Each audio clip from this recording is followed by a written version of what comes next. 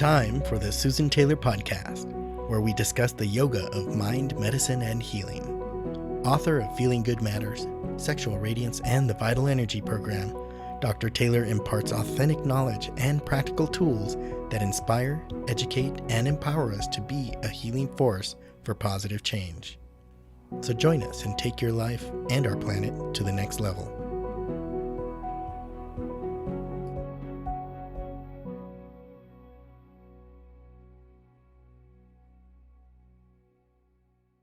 Hello, and welcome to episode 113, Are You Tired? 3 Remedies to Regain Energy. In today's episode, I'd like to discuss the difference between being tired and fatigued, the main causes of feeling tired, as well as 3 practical remedies to restore function. You know, most of us feel brain drain, we feel stressed out, or just plain overdone. And, if that's so, we're really not alone. Actually, research reports that the majority of adult Americans today suffer from stress and tiredness, which may eventually lead to fatigue. The stress-driven body and mind is really the main reason we find ourselves in a state of chronic tire or exhaustion. And more than 80% of doctors' visits are a result of living under stress. Our current climate feeds this loop because of the fast pace, as well as, all the technology that we're trying to navigate daily. Most people really have lost touch with their center of balance, where they remain, where they would be, as I always say, remain calm. That means where we can live with that calm energy. Living in a calm state doesn't mean that we're lethargic necessarily. It actually is quite the opposite. When we live in a calm, clear state, we experience little to no tension. Our physical, emotional, and mental states are balanced, and we're relaxed. With that, we experience sustained energy that allows, for us to have optimism, confidence, and endurance necessary to enjoy success, love, and happiness. Once we define the cause of our tension and the stress, we can restore balance to root up the underlying causes of the general stress-related tiredness that many Americans suffer today. That's a little bit different from fatigue, where fatigue is more a much deeper level of being tired. And it also goes into more medical concerns. And if you want to hear more about that, I could always do a podcast just on fatigue. So let's move and just see what causes us to get tired. Well, we have to determine the cause, right? So the first step is correcting our tiredness, or when we correct our tiredness, or any health matter for that matter, is we really have to determine what's the cause and then root it up. You have to ask yourself if your tiredness is caused by physical, mental, or emotional factors, or is it caused by, in addition, overuse, misuse, and lack of use, and I'll get into them in a minute. Once you know which behavior is causing the tiredness, then you can stop the behavior. We become familiar with our stress point and our own level of comfort. So the solution to the problem of tiredness is found in one sentence: the proper use of our mind, body, and emotional complex. And I'd like to even add into there our breath, that whole complex together. If we analyze tiredness from a basic mechanical perspective, we can say that we become tired when we don't pay attention to the energy of, again, our body, breath, and mind. And let's take a look at then how we use this energy, or our own energy that we have. The first one we look at is, are we overusing our energy? We have so much innate energy, and of course, that which is also acquired from what we eat and how we do our breathing and our meditation, etc. But we could also overuse it. If you can't sit still, you're always working or moving, and you're always going to be draining that reservoir. When there's no time for being still and alone, we deplete our energy reserves.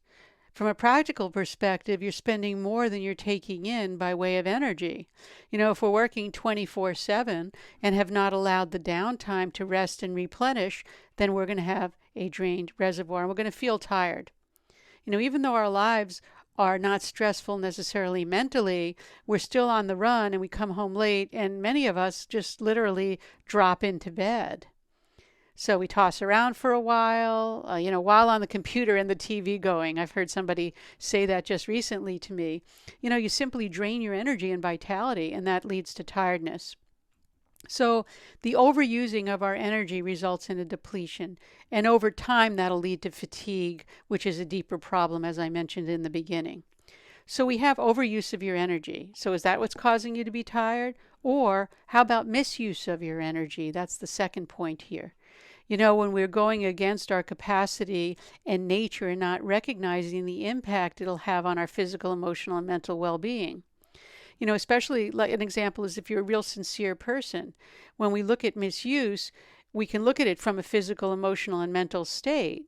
If you're doing something that's against your nature and beyond your ability and capacity, you want to be thinking about that. Some examples may include you find yourself working in a situation where the values of the company that you're working for are not in line with your thinking, and you feel forced to comply to keep your job. That's what I meant by if you're a sincere person, this could really deeply affect you. Or perhaps you're in sales and your job depends on you selling something that doesn't feel right. I've been in that kind of position also.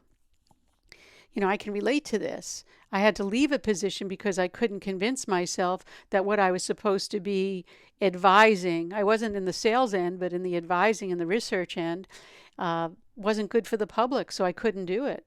I just could not do it. But many say to themselves, well, just a little while longer, it's not going to hurt for just a little bit, and I'll change jobs or retire. But if you're a person with integrity and you find yourself in that situation, you're going to feel the pressure when you're told to lie or cheat or even go against your own thinking. Maybe you don't think it's a lie or cheat, but it's just even against your own thinking and your own belief system, because it's a misuse of your mental faculties, of your mind, and it can cause you to feel tired and exhausted. So another example would be if you take a position where you're not physically fit to do it and you find yourself under physical stress because it requires that you're on your feet all day, and you might have a medical condition that doesn't that warrants staying off your feet. Or I know somebody that was actually driving a forklift and lifting heavy boxes all day long was just he wasn't in a position that he could really do that and really sustain what he needed to do. So he wasn't really at that place where this was a job for him. Or the last example I have under the section of misusing your energy, you put yourself in an environment with non-like-minded people and you try to fit in. If people have, and they're not bad or they're not good, you just don't fit in because it's not the same pattern and the same vibration of thinking. All of these can drain your energy. And the third is lack of use. So we have overuse, misuse, and now it's lack of use. You remember we always say if you don't use it, you lose it. That even lack of use can cause tiredness. We all know that if we sit around on a rainy day or a cloudy day, we get sleepy, or we don't remove ourselves from the table after eating a big meal. We're just sitting there. We're not using that energy to move forward and to get exercise. That when we get up and do something, that drowsiness tends to subside. Did you ever notice that? It applies not only to the body, but, to the brain and emotions as well. Shutting down and removing ourselves from engaging in life is not healthy.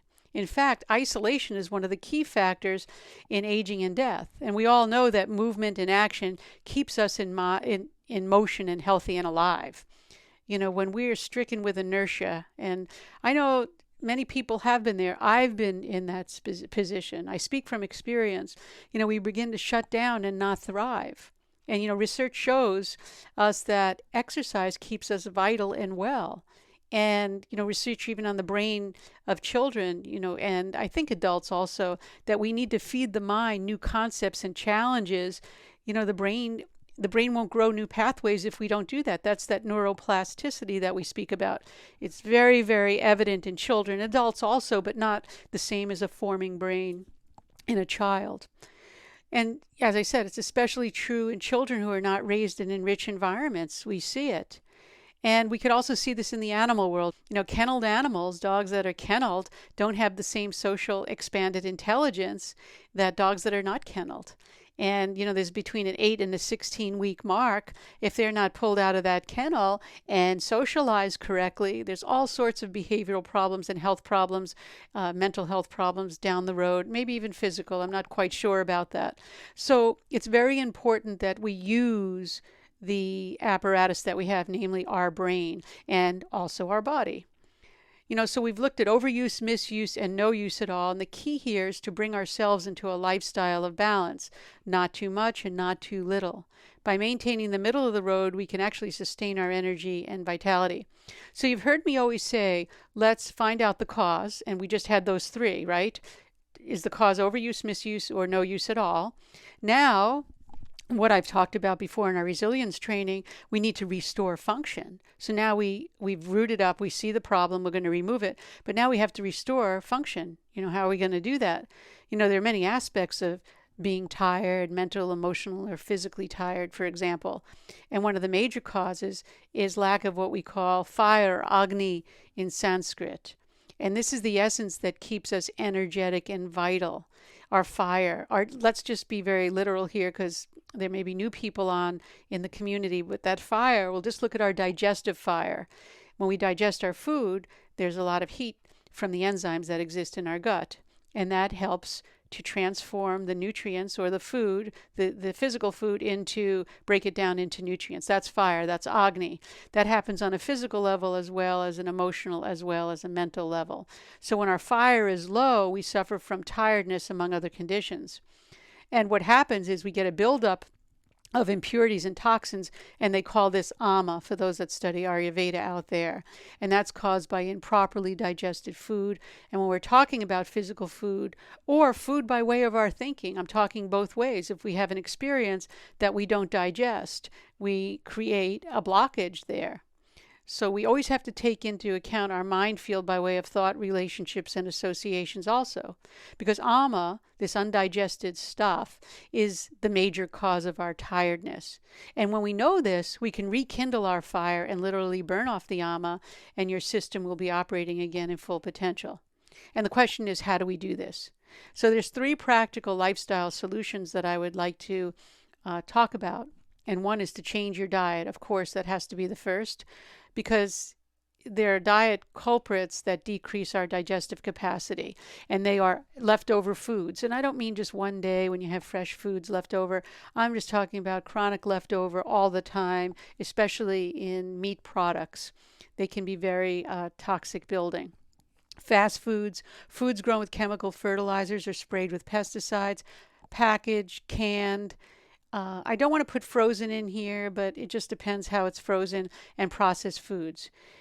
Now, we want to stay away from those kinds of things on a regular basis I'm talking about here. Then we want to use herbs and spices that will stoke the fire of the body, in other words, support our digestion. And so before you get, what are the herbs and where are we going with spices and all of that, you could start by just cutting back on, if you're drinking more than a cup of coffee a day, Coca-Cola or any colas or any soft drinks. Caffeinated teas, you could just cut back. You could have 1 cup of tea in the morning instead of 5 cups to stay awake. I'm talking extremes here. Maybe some pills and potions that you might not necessarily need, and allow your body to reestablish a natural rest and activity cycle. And some herbs and spices, because I know some of you are going to write in about that, are anything that kindles our Agni, any kind of like a long pepper, ginger. They're very good for those kinds of things in moderation. So we do need to change our diet. We need to look at it, and if anybody needs help on that, I'm always available. But we really need to look at what we're doing in our diet, because what's good for one is not necessarily good for another. Then we need to relax and recover. Schedule enough rest each day. The human nervous system and body are not designed for constant diet of tension, pressure, speed, and excitement. We must have adequate rest to permit natural regeneration and recuperation, and to experience that natural energy of joy. Your brain, when we rest, our brain actually detoxes itself. So you have to relax and let yourself recover. And then the last I have here as another solution is meditation. Of course, we have to train the energy of your mind. You hear me say it all the time with meditation, because the energy of your mind is the essence of life. So meditation will help you chart that inner dimension of who you are and cut down on the unwanted mind chatter that occurs. You'll be able to digest those experiences a lot better, because you won't perceive things the same way when you get involved with meditation. We learn to eat better, we make informed choices, and we live with more joy. And that's not to say that we don't experience some misfortune. Misfortune does happen, but we don't let it drain our energy. So the 3 practical lifestyle solutions that I summed up in this episode was to change your diet, relax and recover, and meditate. So the way I would suggest is everyone create a 1 habit at a time. You've heard me also say that in all the book, even in Feeling Good Matters and any of the books that I've done or courses, create a habit. Habits are essential because that's all we are, is a summary of our habits. And we want to do it with a schedule. So don't expect to get results if you don't have a new habit to really work with. If you want to clean up your eating, do the same thing daily at the same time and see what that habit does for you. So change it. You can create a new habit of eating. If you want to meditate, make a commitment to sit the same time every day. Depending on if you're mentally fatigued, for mental tiredness, you might want to work with some things. Let me give you some ideas here. Say if you're just mentally tired, go to bed early, avoid mental work right before going to bed. If you're tired from emotional tiredness, from misuse of your emotions, meaning that you might get overly irritated or angry and you find yourself getting edgy, try a daily routine that's more systematic. It's very important that you have your meals on time, trying never to skip meals. If you're physically feeling tired, then that's from running around all day and really overworking physically. Try to include some herbs and spices that will increase your digestive fire and, help you detox mildly, as well as build up some stamina, rejuvenate you. So we have, different ways we can apply our practical situation. Then our takeaway, I would say, for today is easier to create a new habit than to change an old one. And create that intention, set a time scale, and stick to it for 10 days at a time. I'd like to say 40 days, but I'm finding 10-day increments are much easier for people to work with. And you can build the confidence to make more changes then over time. And as I always say, do your research. Research is the key, and you do your research on yourself. And that ends this episode for this week. And if you know somebody that may need to know about this topic and how to empower themselves and really get on the path, or even interested in yoga, please share the knowledge. And that's how we help serve humanity. Even in the smallest way becomes the biggest way. You could send a link to someone that you think would benefit from the podcast. And we do know that the Susan Taylor podcast does come out every week, and it's available on susantaylor.org, iTunes, Stitcher, YouTube, and other podcast platforms. And join me for Behind the Scenes. Some of you have been doing that and writing in, and I'm very happy to get the comments and feedback, where we have the commentary, the Q&As, and the episodes on YouTube now. And I'm doing that with George. And visit susantaylor.org for more information, or contact us with any questions, comments, or feedback. And until next time, remain calm, consciously aware, living in the moment.